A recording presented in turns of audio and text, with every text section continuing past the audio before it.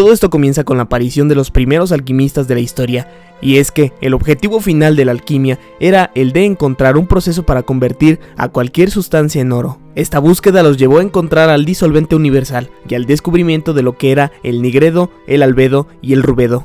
El objetivo entonces cambió y ahora se buscaba llegar a la rubedo, que era la transmutación necesaria para conseguir el elixir de la vida. Se creía que si se llegaba hasta ese punto, uno podía utilizar el poder de la rubedo para poder conseguir la juventud eterna. Pero en su experimentación y por accidente, al intentar llegar a la nigredo absoluta, dio como resultado una legendaria piedra conocida como la piedra de ébano.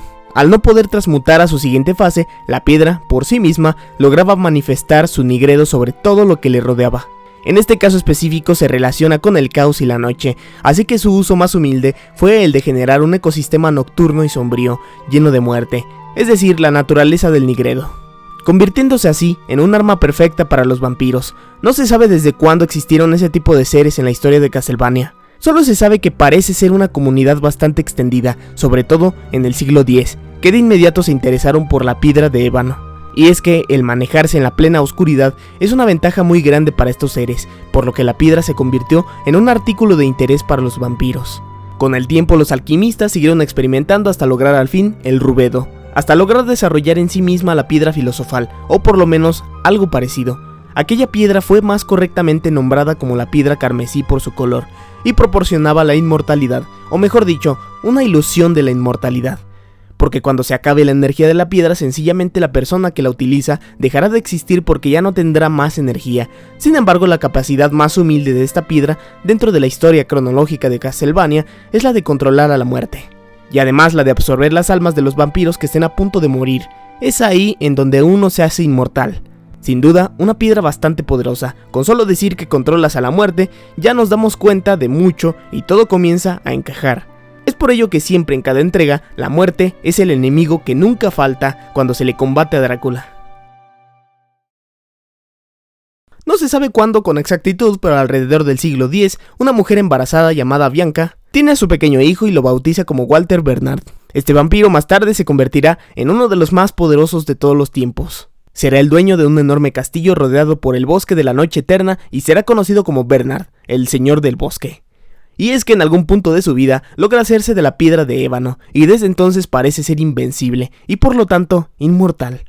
Y es que el bosque es oscuro y sombrío porque Bernard utiliza los poderes de la piedra para conseguirlo, y darse una increíble ventaja. Otros vampiros y diversos guerreros han intentado hacerle frente, aunque sin mucho éxito, solo que, como nadie es capaz de hacerle frente, entonces se aburre y hace todo lo posible para divertirse, al provocar a diferentes caballeros con la intención de que lo busquen para matarlo. Su vida como inmortal parece ser placentera pero bastante aburrida. Por otro lado tenemos a la raza humana, que aunque indefensos ante el ataque de un vampiro, algunas familias como el clan Conquist han sido estudiosos de la alquimia durante generaciones. La familia ha experimentado y se les considera que son bastante cultos, a tal grado que hasta escribieron un libro en el que tienen registrados todos sus descubrimientos. Sin embargo, todo esto es ocultado a la vista pública, porque como se vive en tiempos de oscurantismo, todo acto de alquimia es considerado como herejía. La iglesia tiene un poder devastador sobre todos los habitantes y todo lo controlan los monarcas feudales. Y si algo no les gusta, es que un montón de gente comiencen a cuestionarse si su religión es correcta o no. Tal es su interés por eliminar a todos los opositores que hasta arman grupos de caballeros para que se enfrenten y castiguen a todos aquellos que eran herejes y paganos.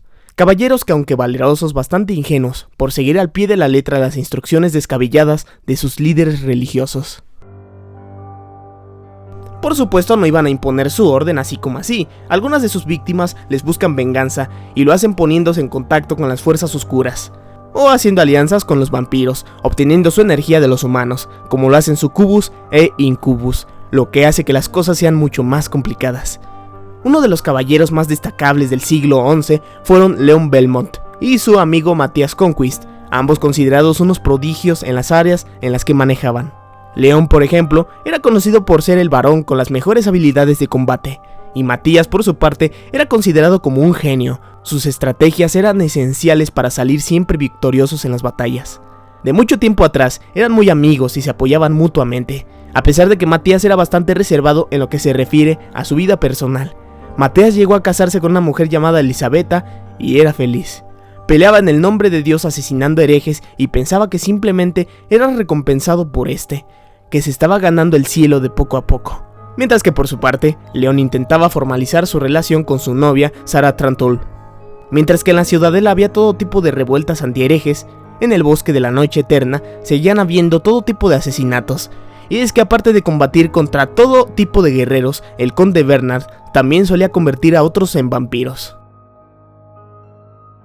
Un buen día en el año 1089 se le ocurre vampirizar a una chica llamada Justine Gandolfi, quien una vez iniciada es adiestrada por sucubus. No pasa mucho tiempo y esta se aparece de vuelta en lo que solía ser su hogar para asesinar a su madre y a su hermano, por lo que su padre, un hábil alquimista llamado Rinaldo Gandolfi, intenta tomar venganza desarrollando con ayuda de sus conocimientos un poderoso látigo alquímico.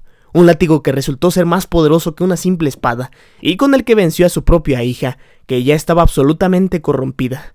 Luego de ello, Rinaldo intenta hacerle frente al conde Bernard, pero sin mucho éxito. Hace falta mucho más que eso para vencerlo.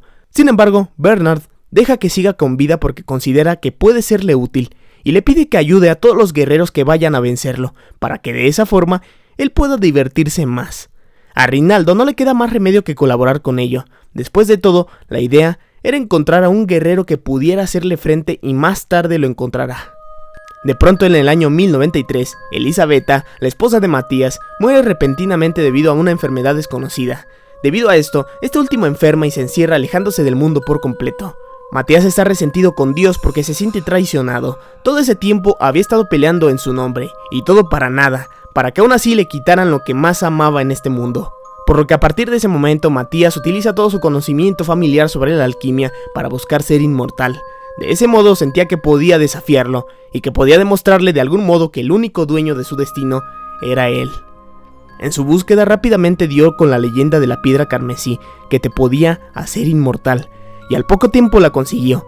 Respecto a cómo lo hizo todavía sigue siendo un misterio, pero se dice que posiblemente hizo transmutar una piedra de ébano hasta conseguir la carmesí. Porque no es como que puedas conseguirte la piedra así como así. Es muy complicado, muy difícil. Una vez hecho esto, entonces ahora lo que necesitaba Matías era absorber el alma de un poderoso vampiro con ayuda de su piedra para al fin saberse como un inmortal. De inmediato se da cuenta que la mejor opción era el conde Bernard, así que se dirige a su castillo para proponerle algo bastante tentador. Para quedarse con el alma del vampiro, Matías tenía que encargarse de que alguien poderoso lo derrotara primero, así que le dice que si quiere divertirse, entonces debía secuestrar a Sarah Truntle, la novia de Leon Belmont, y que él vendría a rescatarla, algo bastante satisfactorio. Y eso es justo lo que hace. En el año 1094 el conde Bernard secuestra a Sarah, y justo con su secuestro, Leon va a rescatarla a su castillo. Y así comienza esta historia. En medio del bosque y en su camino hacia el castillo, Leon se encuentra con Rinaldo Gandolfi, quien de inmediato le da su látigo alquímico, un látigo que le será muy útil, y además le transfiere poderes para que su guante le sirva como escudo contra los monstruos, y para adquirir el poder de sus enemigos y elevar su nivel de pelea. Luego de ello, Leon necesita pelear contra 5 enemigos antes de poder enfrentarse al conde Bernard. Todo esto es parte del juego del vampiro. Y sí, los vence a todos exitosamente, solo que cuando se enfrenta a Bernard, descubre que no puede con él, que su látigo necesita de una modificación especial. Y aunque logra rescatar a su novia Sarah, es demasiado tarde, esta ha sido vampirizada. Así que ella se sacrifica antes con tal de hacer una transmutación especial para fortalecer su látigo. Ella da su vida para que el látigo alquímico se convierta en el látigo Vampire Killer. Es una decisión que tomó a cambio de que el mal fuera detenido. Con ese látigo nuevo, Leon se dispone a buscar de vuelta al conde para retarlo y al fin vencerlo, y entre la batalla incluso hasta se llega a romper la piedra de ébano. Una vez vencido, de pronto se aparece la muerte y esta le quita su alma por órdenes de Matías, para luego adquirirla, y de ese modo hacía dos cosas. Primero se volvía inmortal, pero también se convierte en un vampiro. Leon se queda estupefacto y no acaba de entender lo que acaba de suceder, hasta que Matías le explica todo lo que había hecho, y le confiesa que ahora es inmortal gracias al poder del vampiro y de la piedra carmesí.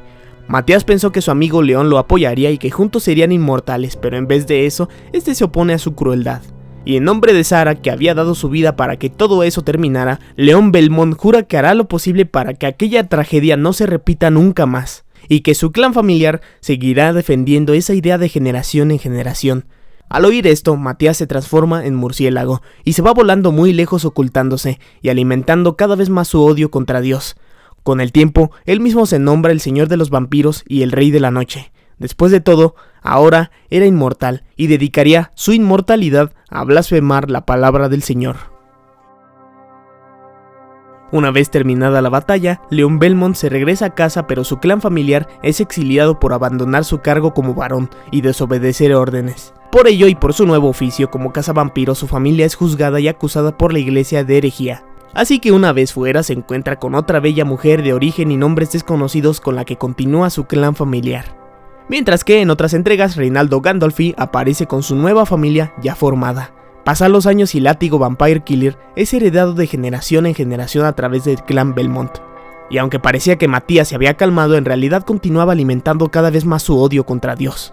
Y al no tener dónde quedarse decide construir un castillo mágico en la provincia de Valaquia. Lo importante de este castillo es que dentro de él iba albergando a otros seres a los que Dios les había dado la espalda como hicieron con él. Aprovechándose de ese desdén, los recluta induciéndolos a conocimientos prohibidos para que pudieran crear y forjar criaturas demoníacas y perversas. Si Dios se metió con él, Matías pensó, es justo que yo también me meta con él, haciéndole daño a sus creaciones. Más adelante aquellos conocimientos prohibidos evolucionan al punto de convertirse en una profesión conocida como la Devil Forgery, es decir, el desarrollo maligno, y sus entusiastas serán conocidos como los Devil Forge Masters, o los formadores de monstruos diabólicos. Años más tarde, estos serán un verdadero problema. Todo esto ocurre entre los años 1094 al 1476. Un buen día, en una fecha desconocida, Matías conoce por casualidad a una mujer bondadosa llamada Lisa. Lisa era una practicante de medicina, solo que lo hacía en secreto porque, por supuesto, la iglesia consideraba estas prácticas como una forma de brujería. Ella era la viva imagen de su exesposa Elisabetta, y rápidamente se perdió en ella. Mientras que ella, por su parte, lo va amando de poco a poco. A pesar de su postura bondadosa, no le cuesta trabajo respetar las opiniones que Matías tenía sobre Dios y sobre la vida en general. Así que pronto inician una relación que da como resultado a un pequeño hijo llamado Adrián. Adrián tuvo que nacer por lo menos en el año de 1456. Habiendo crecido entre humanos y demonios, se convirtió en un hombre de pocas palabras pero con una gran determinación. Un hombre que planificaba todo antes de actuar, alguien que no deja nada al azar como experiencia de sus constantes enfrentamientos. Y es que, al ser un mestizo resultado entre un humano y un vampiro, automáticamente lo hacía un Dhampir. Los Dhampir son híbridos poderosos que pueden desarrollar diversos poderes vampíricos, pero al mismo tiempo detener su sed de sangre si así lo quieren. Sin embargo, esto parece ser el resultado de un arduo camino de autoexploración porque fácilmente podía caer en la tentación. Era como dejar una droga. Sin mencionar que como su padre era el señor de los vampiros, no le costaba ningún trabajo emular el mismo odio que éste les tenía. A pesar de que no le habían hecho nada, Adrián odiaba a los humanos por ser inferiores y destructivos. Sin embargo, su madre hizo lo posible para influenciarlo y demostrarle que no tenía por qué odiarlos, que en vez de ello intercambiara ese sentimiento por uno de piedad, que si no lo soportaba, que por lo menos no los destruyera. Tiempo después, Lisa es acusada por el clero de trabajar en prácticas diabólicas por aquello de las medicinas, por lo que es arrestada y condenada a muerte. El día del juicio, Adrián fue testigo de cómo su madre era quemada viva por las autoridades. No pudo hacer nada porque los caballeros se lo impedían, y ese recuerdo lo atormentaría por el resto de su vida. Horas más tarde de lo sucedido, Matías se entera de aquel asesinato. Dios le había fallado por segunda vez, o eso pensaba. Le dolió tanto que para superar el trauma se cambió el nombre. Cambió su nombre por el de Vlad Tepes Drácula, y desde ese día planeó su venganza en contra de la humanidad, por volver a quitarle cruelmente aquello que más le importaba. En algunas otras fuentes se dice que ya desde tiempo atrás había adoptado el nombre de Drácula. Mientras que su hijo, del mismo modo, se enlistó en el ejército de su padre y rápidamente se posicionó como uno de los guerreros más despiadados. Solo que la culpa no le pudo y decide alejarse de este, debido a que la influencia de su fallecida madre todavía le hacía efecto. A pesar de todo, no veía a los humanos sino como seres errantes que después de todo lo eran por culpa de su ignorancia. Además, ¿qué culpa tenía la humanidad si solo unos pocos y el clero en sí eran los verdaderos enemigos? y al querer tomar una postura, de inmediato pensó en pelear en contra del ejército de su padre, y comenzó a armar una estrategia para enfrentarlo. Poco a poco, Adrián dejó de existir, y utilizando el nombre de su padre al revés, se bautiza a sí mismo como Alucard.